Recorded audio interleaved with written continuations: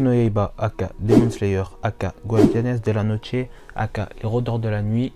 Oui, Les Rôdeurs de la Nuit. Bref, Les Rôdeurs de la Nuit est un manga écrit et dessiné par Koharu Gotoge et avec des dessins très moches. Mais genre, vraiment très moches. Le manga comptabilise plus de 150 millions de ventes et fait donc partie des mangas les plus vendus de tous les temps. Si le manga est si vendu malgré les dessins faits avec les pieds, c'est sûrement que le scénario doit être incroyablement révolutionnaire, avec des codes qui sortent du shonen neketsu basique, avec des personnages profonds, une histoire complexe et un univers ultra bien développé. Ah bah non, pas du tout. En gros, c'est juste l'histoire de Kamado Tanjiro, un jeune garçon qui passe ses journées à soulever sa petite sœur dans une boîte. Bon, sérieusement, en gros, Tanjiro c'est un mec qui a vraiment pas de chance dans la vie, parce qu'un jour, sa famille s'est fait exécuter pendant qu'il était parti acheter du lait dans le village d'à côté.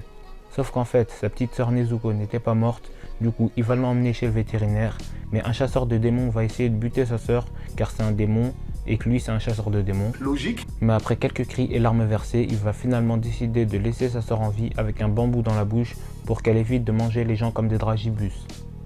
Eux là, c'est Zenitsu et Inosuke, les poteaux de Tanjiro, c'est Gassur, enfin Zenitsu pas trop. Déjà de 1, il veut faire un boulot à sa sœur de 14 ans, il s'en cache pas en plus d'alleux. De 2, c'est une grosse baltringue, il peut pas s'empêcher de chialer dès qu'il y a un ennemi. Pour se battre, il est obligé de s'endormir parce qu'il est somnambule et que ça lui permet de se fight. Carrément, durant tout l'arc du quartier des plaisirs, il dormait le frérot, et malgré les bruits et le fait qu'il se soit fait tabasser dans tous les sens, il s'est pas réveillé, et comme par hasard, il se réveille juste à la fin de l'arc, quand tous les ennemis sont vaincus. C'est pas un peu du bullshit ça? Bon, assez parlé de Zenitsu. Maintenant, passons au vrai Gassur, j'ai nommé Inosuke. Alors lui c'est un porc qui a la barre et qui a tellement la dalle qu'il a pas pu s'empêcher de taper des crocs dans son épée. Sinon à part ça il se promène partout avec un max de halouf, on sait pas pourquoi, j'ai pas capté le délire. Et il est tellement souple qu'il peut jouer au Tetris avec ses organes. Et voilà, c'est eux le trio de protagonistes qu'on va suivre durant toute l'histoire, accompagnés de la petite Nezuko qui est censée redevenir humaine à la fin du manga. Ensemble ils vont affronter toutes sortes de démons comme des joueurs de handball, des araignées, une pute et même un joueur LOL. Et tout ça grâce au pouvoir de leur respiration. Oui, ils se battent avec leur respiration, il n'y a aucune vanne. Tu fous N'Golo Kanté et ses 9 poumons dans Kimetsu et ça aurait été un boss final. Dans les Rôdeurs de la Nuit, il y a aussi une team de chasseurs de démons qui s'appelle les Piliers. En gros, c'est le Gotei 13 de Wish si vous voulez. Pour l'instant dans l'anime, on les a pas encore tous vus en action, mais il y en a déjà un qui s'est fait buter et un qui a pris sa retraite, miskin. Les Piliers c'est vraiment des incompétents quand on y repense. Commençons par Rengoku. Il est quasiment mort en vain vu qu'il a même pas réussi à vaincre son ennemi, envoyé par le sosie de non je ne ferai pas cette blague. Il a même pas été capable de juste lui infliger des dégâts sur le long terme, vu que comme c'est un démon, il peut se régénérer sinon c'est pas drôle.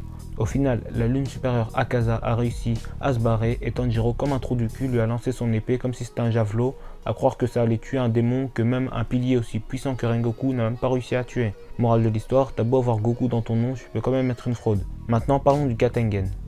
Bon, déjà le mec est polygame et marié à 3 finales de Ligue des Champions. Le mec, une femme, ça lui suffisait pas, du coup il en a pris une deuxième, et comme jamais 203, il s'est fait plaisir, une pour la cuisine, une pour le ménage, et une pour le linge. Et bien sûr, on se demande tous quel est son critère de sélection avec les femmes. Du coup, plus sérieusement, le mec, malgré ses 2 mètres de haut et ses 200 kg de muscles, ça reste un fragile, on est d'accord. Il a besoin de l'aide de 3 petits du quartier et de la petite sœur du protagoniste pour vaincre la ligne supérieure la plus faible. Même son collègue le boug avec le serpent, il s'est foutu de sa gueule tellement il est nul, c'est très grave quand même. Et après avoir subi une humiliation pareille, le mec démissionne. Non sérieusement, le frérot il a pris sa retraite. Il en a vraiment rien à foutre de l'équilibre des forces dans le manga. Toutes les nuits, le monde est menacé par les démons, les lunes inférieures, les lunes supérieures. Et il y a Muzan qui se balade dans la nature. Et lui, il s'en bat les couilles, il veut juste taper des plans à 4 et profiter de la vie comme Captain America dans Avengers Endgame. Le mec a 3 femmes, mais il a aussi 3 de QI. En tout cas, j'ai hâte de voir ce que les autres clowns vont nous proposer comme spectacle. On a déjà un peu vu Gyu et Shinobu, ils ont l'air pas mal intéressants comme personnages. Sinon, au niveau des méchants, j'attends de voir Muzan, même si je sais pas pourquoi, mais j'ai l'impression que ça va être une gigantesque fraude. J'ai pas lu les scans, je me suis pas fait spoil, mais j'ai l'impression qu'il va être décevant, tellement on n'arrête pas de nous le teaser. Akaza, c'est sûr, on va le revoir et que Tanjiro va lui faire du sale. Daki, franchement, à part se faire foudroyer par tous les protagonistes, elle a rien fait. Non mais c'est pas une blague, hein. Elle s'est fait couper la tête par Tengen. Ensuite, elle était à 2 doigts de se faire couper la tête par Tanjiro. Ensuite, elle s'est pris des pénaltys dans la tête par Nezuko. Ensuite, elle s'est encore fait scier la gorge par Inosuke cette fois. et pour finalement se refaire couper la tête une ultime fois par Zenitsu et Inosuke. Un bon gros gangbang quoi. Et pour finir avec les antagonistes, on a Gyutaro le puant. D'ailleurs, on m'explique à quel moment Tanjiro arrive à lui couper la tête alors qu'il était à 2 doigts de mourir face à Daki à cause de son power-up et qu'en quelques minutes, il a réussi à débloquer un nouveau power-up 100 fois plus puissant sans mourir. J'ai l'impression que le scénario a donné une endurance illimitée à Tanjiro. Ou alors il s'est dopé, c'est le seul moyen que je vois. Bref, ça m'a saoulé, c'est la fin de la vidéo, blablabla, like, commente, partage, c'est Taizo, ciao.